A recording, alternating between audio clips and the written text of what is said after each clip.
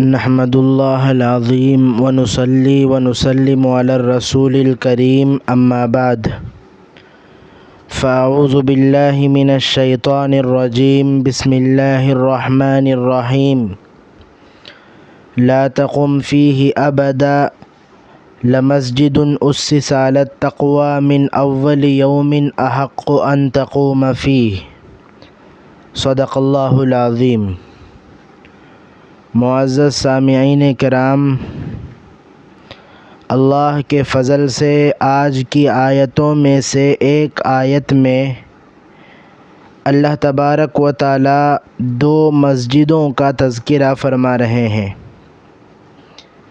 ایک مسجد قباء کا تذکرہ، دوسرا مسجد ضرار کا تذکرہ جو مسجد قباء سے متصل بنایا گیا تھا۔ ان دو مسجدوں کے بارے میں آج کی تراویح میں تلاوت کی گئی۔ مسجد قباء ہر حاجی، حج کرنے والے اور عمرہ کرنے والے ہر ایک کو اچھی طرح معلوم ہوگا۔ مدینہ کے جنوب میں یہ تاریخی مسجد واقع ہے۔ مسجد نبوی سے تقریباً 5 کلومیٹر کے فاصلے پر ہے۔ مسجد قباء کو حرم شریف بھی کہتے ہیں۔ حرم شریف کا لفظ دنیا میں صرف 4 مسجدوں کے لیے بولا جا سکتا ہے۔ ایک کعبۃ اللہ کے لیے حرم شریف کا لفظ، دوسرا مدینہ منورہ کی مسجد نبوی حرم شریف ہے، تیسرا بیت المقدس حرم شریف ہے، چوتھا مسجد قباء حرم شریف ہے۔ اس کی وجہ یہ ہے کہ کعبۃ اللہ ہو یا مسجد نبوی ہو یا مسجد قباء ہو، اس کی تعمیری کام میں حضور صلی اللہ علیہ وسلم بنفس نفیس شریک ہوئے، اسی لیے ان کو حرم کہا جاتا ہے۔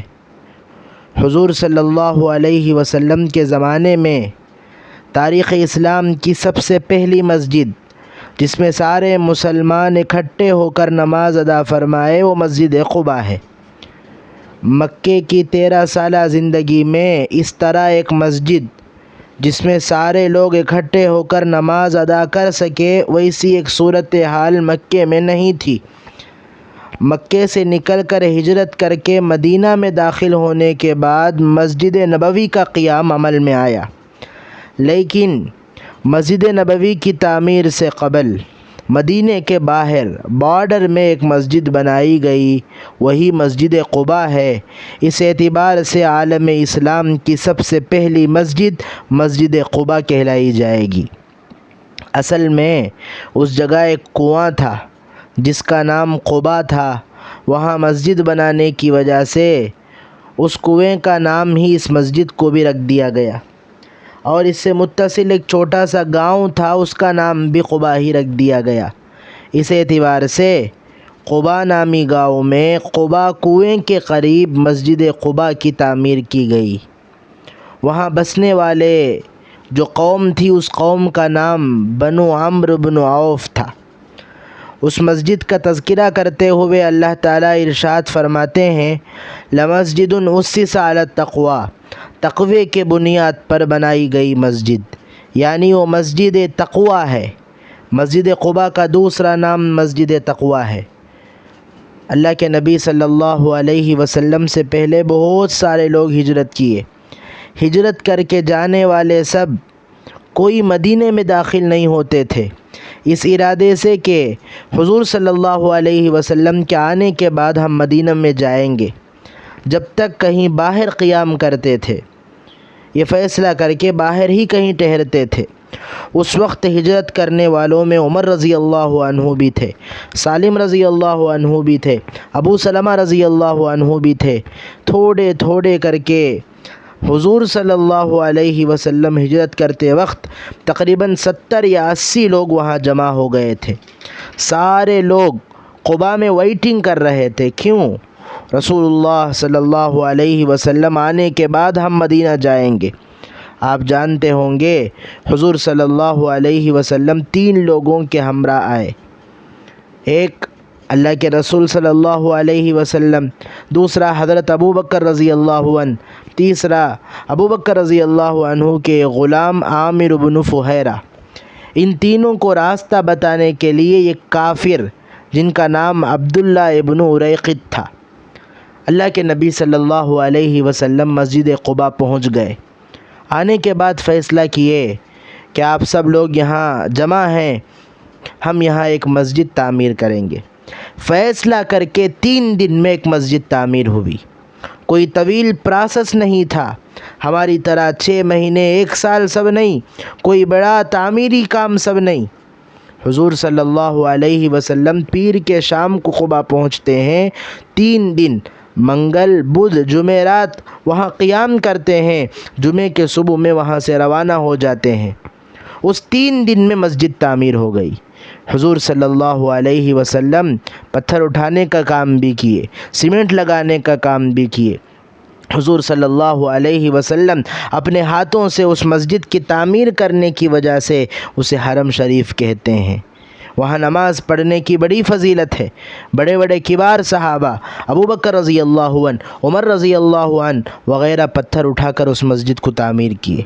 اللہ کے نبی صلی اللہ علیہ وسلم پتھر اٹھاتے وقت وہ قبیلہ عمرو بن عوف، وہ قبیلہ والے تیزی سے آ کر اللہ کے نبی سے کہنے لگے، یا رسول اللہ آپ کیوں اٹھا رہے ہیں، ہم ہی دے دیجئے، ہم یہ کام کر لیں گے۔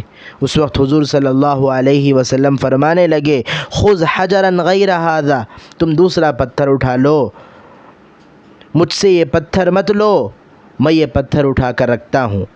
پتھر اٹھانے میں مجھ سے زیادہ تم طاقتور بھی نہیں ہو، اور اللہ کے اجر سے میں مستغنی اور بے نیاز بھی نہیں ہوں، مجھے اس کا اجر اور ثواب چاہیے، اس لیے تم دوسرا پتھر اٹھا لو۔ وہاں مسجد قباء سے متصل کلثوم نامی شخص کا گھر تھا۔ اللہ کے نبی صلی اللہ علیہ وسلم 3 دن رات میں وہیں قیام فرمائے۔ اللہ کے نبی صلی اللہ علیہ وسلم سے ملاقات کے لیے بہت سے لوگ آتے تھے۔ مدینے میں یہ خبر پھیل گئی کہ حضور صلی اللہ علیہ وسلم قباء پہنچ گئے تھے، یہ سننا تھا، قباء پہنچ گئے۔ مدینے سے لوگ آنے لگے۔ مدینے کے بلند مقام پر کھڑے ہو کر کے ایک شخص اعلان کرنے لگا، اتاکم جدکم محمد، شہر کے باہر حضور صلی اللہ علیہ وسلم آ گئے ہیں، ان کے استقبال کے لیے سب یہاں سے نکلو۔ حضور صلی اللہ علیہ وسلم سے لوگوں کے ملاقات کے لیے سعد نامی ایک شخص کے گھر میں انتظام کیا گیا تھا۔ وہاں لوگ آ کر حضور سے ملتے تھے، ملاقات کرتے تھے۔ دن میں لوگوں کے ملاقات کے لیے ایک گھر، رات میں قیام کرنے کے لیے ایک گھر، یہ دونوں گھر آج مسجد قباء کا مصلی ہے، امام کھڑے ہو کر نماز پڑھانے کی جگہ ہے۔ وہ دونوں گھروں کو مسجد قباء سے ملا دیا گیا۔ الغرض مسجد قباء کی حضور صلی اللہ علیہ وسلم صرف تعمیر ہی نہیں کیے، اس کا بہت احترام کرتے تھے۔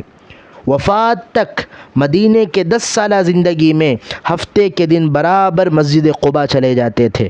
مدینے سے لے کر مسجد قباء تک رسول اللہ صلی اللہ علیہ وسلم پیدل جانے کی روایت بھی ملتی ہے، سواری میں جانے کی روایت بھی ملتی ہے۔ اسی وجہ سے آج تک بھی مسجد قباء میں نماز پڑھنا، وہاں جا کر دعائیں مانگنا ایک بابرکت عمل ہے۔ حضور صلی اللہ علیہ وسلم پیدل جاتے تھے، یہ حدیث، سواری میں جاتے تھے، یہ حدیث، ان 2 حدیثوں کی وجہ سے حدیث پر عمل کرتے ہوئے بہت سے صحابہ کرام ہفتے کے دن مدینے سے پیدل ہی جو ہے مسجد قباء چلے جاتے تھے، وہاں جا کر نماز پڑھتے تھے۔ محدثین کرام ان 2 روایتوں کے درمیان تطبیق بیان کرتے ہیں، اس میں بھی خصوصاً صحیح البخاری کے شرح لکھنے والے علامہ ابن حجر رحمہ اللہ فرماتے ہیں، حضور صلی اللہ علیہ وسلم موسم سرما میں پیدل چلتے تھے، موسم گرما میں دھوپ کی گرمی ہونے کی وجہ سے سواری میں جاتے تھے۔ قباء سے متعلق ایک اور حدیث میں اس طرح آیا ہے، ابن ماجہ میں وہ حدیث ہے، من توضأ فی بیتہ وخرج وذهب الی مسجد قباء وصلی رکعتین فلہ اجر عمرہ، جو شخص اپنے گھر سے وضو کر کے مسجد قباء میں جا کر 2 رکعت نماز ادا کرے تو اسے ایک عمرے کا ثواب ملتا ہے۔ اس حدیث میں ایک جملہ ہے، گھر سے وضو کر کے نکلنا۔ اسی وجہ سے آج بھی قباء کو جانے والے عرب حضرات کو آپ دیکھے ہوں گے اپنے گھر سے وضو کر کے جائیں گے۔ حدیث کا ایک جملہ بھی امت ضائع نہیں کرے گی۔ اسی لیے ہم مسجد قباء کو جانا ہو، مثلا مکے میں مقیم ہیں، ہوٹل میں، وہاں سے جانا ہو تو اس حدیث کے الفاظ پر عمل کرتے ہوئے جہاں ہم مقیم ہیں وہیں سے وضو کر کے جانا چاہیے۔ ویسے بھی جا سکتے ہیں، جا کر مسجد قباء میں بھی وضو کر سکتے ہیں، وہاں بھی ہزار لوگوں کے لیے وضو کرنے کا انتظام ہے، یہ الگ بات ہے، لیکن حدیث پر عمل کرتے ہوئے ایسا کرنا چاہیے۔ الغرض اس مسجد کے بارے میں اللہ جل شانہ و تعالی فرماتے ہیں لمسجد اسس علی التقوی، تقوی کے بنیاد پر بنائی جانے والی اس مسجد میں نماز پڑھنا افضل ہے۔ اسی طرح مختصراً کہتا ہوں، اس کے متصل ایک اور مسجد قرآن میں قباء کے ذکر سے متصل قرآن میں بھی اس مسجد کا ذکر آتا ہے، حقیقت میں بھی اس وقت ایسے ہی تھا لیکن اب نہیں ہے، اس کا نام مسجد ضرار تھا۔ منافقین سب جمع ہو کر اس مسجد کو تعمیر کیے اور آ کر اللہ کے نبی سے کہنے لگے بارش کا موسم ہوتا ہے، کبھی دھوپ ہوتی ہے تو قباء کو آنا ہمارے لیے مشکل ہو جاتا ہے، اس لیے اس سے ہٹ کر کے ہم ایک مسجد تعمیر کرتے ہیں۔ اصل میں اس کی تعمیر کا حکم کرنے والا ابو عامر تھا، وہ منافق تھا، نصارہ تھا، حضور کی مخالفت کرنے والا تھا۔ اس نے کہا تھا کہ تم ایک مسجد بناؤ، میں آؤں گا، لشکر لے کر آؤں گا، محمد اور ان کے ساتھیوں کو نعوذ باللہ ختم کرنے کے لیے آؤں گا، آتے وقت ٹھہرنے کے لیے ایک جگہ کی ضرورت ہے، ابھی سے تم اس کا انتظام کرو، تم مسجد بناؤ، وہی ہمارے لیے مرکز ہوگا، سینٹر ہوگا۔ اس کے حکم کے مطابق وہاں ایک مسجد انہوں نے تیار کیا۔ تیار کرنے کے بعد یہ لوگ اللہ کے نبی صلی اللہ علیہ وسلم کے پاس آ کر کہنے لگے، جبکہ حضور صلی اللہ علیہ وسلم تبوک کے لیے تیار ہو کر نکل رہے تھے، وہ لوگ آ کر رسول اللہ صلی اللہ علیہ وسلم سے نماز ادا کرنے کی دعوت دی کہ آپ سب سے پہلے ہماری مسجد میں نماز ادا فرمائے۔ اس وقت حضور صلی اللہ علیہ وسلم کو کچھ بھی پتہ نہیں تھا، ان کی سازش، ان کے منصوبہ کچھ بھی پتہ نہیں تھا۔ حضور صلی اللہ علیہ وسلم فرمانے لگے انی علی سفر الی تبوک، میں تبوک کے سفر پر نکل رہا ہوں، فإن شئنا فرجعنا وقدمنا انشاءاللہ صلینا، واپس آنے کے بعد میں آ کر نماز پڑھاتا ہوں، بول دیے۔ حضور صلی اللہ علیہ وسلم تبوک جاتے ہیں، جانے کے بعد جنگ سے فارغ ہو کر واپسی کے وقت میں یہ آیت کریمہ نازل ہوتی ہے جو آج ہم نے تراویح میں پڑھی، لا تقم فیہ ابدا، تم اس مسجد کو مت جاؤ۔ اللہ فرما رہے ہیں اگر آپ جانا ہو تو اس سے متصل جو مسجد قباء ہے، لمسجد اسس علی التقوی، تقوی کے بنیاد پر بنائی گئی مسجد، وہاں آپ جاؤ، اس مسجد کو مت جاؤ۔